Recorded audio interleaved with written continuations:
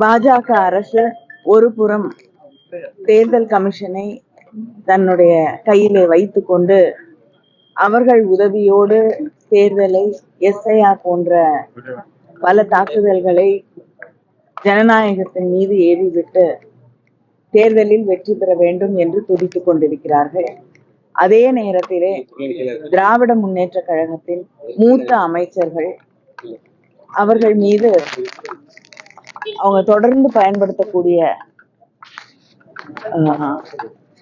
Income tax, இடி, CBI இது எதிர்கட்சிகள் மீது தொடர்ந்து அவர்கள் தொடுக்கக்கூடிய கணைகளாக அது இந்த டிபார்ட்மெண்ட் எல்லாம் அவங்க கிட்டத்தட்ட வெப்பனைஸ் பண்ணி வச்சிருக்கக்கூடிய ஒரு சூழலிலே அவர்களை எதிர்கட்சிகளை தாக்கக்கூடிய கருவிகளாக மாற்றி பயன்படுத்தி கொண்டிருக்கிறார்கள்.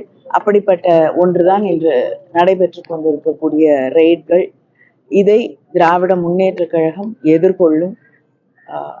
நம்முடைய அமைச்சர் அவர்கள் எத்தனையோ சிக்கல்களை கடந்து கழகத்தோடு உறுதியாக நிற்கக்கூடிய ஒருவர். அதனால இந்த எந்த பயமுறுத்தலும் எங்களுடைய கழக தோழர்களை அதன் தலைவர்களை அச்சுறுத்திவிட முடியாது என்பதை அவர்கள் குறிப்பிட்டார்.